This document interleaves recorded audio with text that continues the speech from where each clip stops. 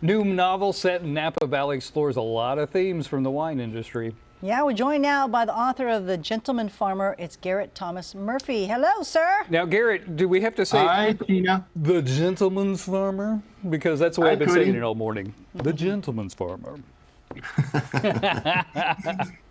Okay. Well, good morning, you guys. Good morning, Morning. sir. Okay, so this is inspired by people, actual people in Napa. Do you want to name any names?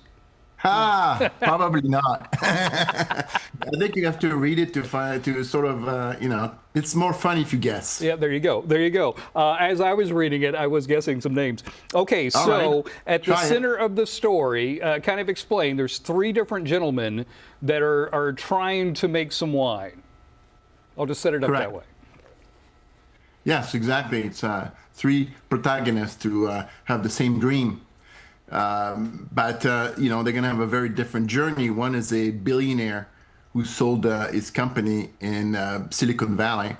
The second one is a third-generation farmer, and he's trying to save the land and the vineyard his grandfather, had planted. And the last one is an intern who came from France because his uncle worked with and alongside a very famous winemaker in Napa Valley. So he got a chance to come and do an internship with him. And so that's their journey, in Napa Valley. It's a little bit of an idea of how Napa Valley actually works today in the last 20 some years.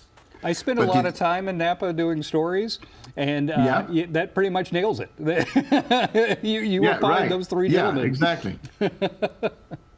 All right, so tell me why I should read this book. What am I going to get out of this?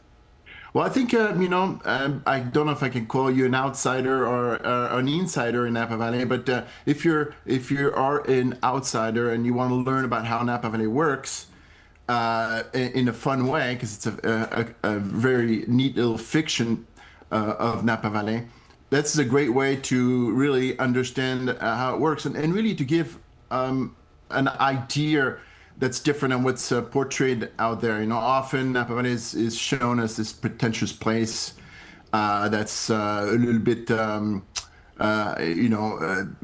of reach because you'd feel uncomfortable if you got there because people are too much. But it's it's actually a place where a lot of young people are coming in with the dream of themselves being a winemaker, having their own little brand, and live the passion of food and wine. So it's a great way to find out about how Napa Valley works and make it feel more accessible.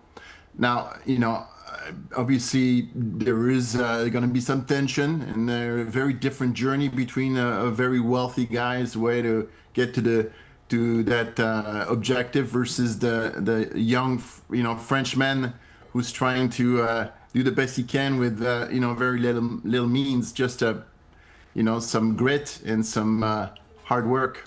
Thank you very much for joining us. I'm so glad you wrote this because there are unwritten rules to Napa that people don't know, and you got them in here, man. It's pretty cool. It's pretty cool. I dig it. Thank you so Thanks, much. Have a wonderful morning. You too. You too. Thank you. That's cool.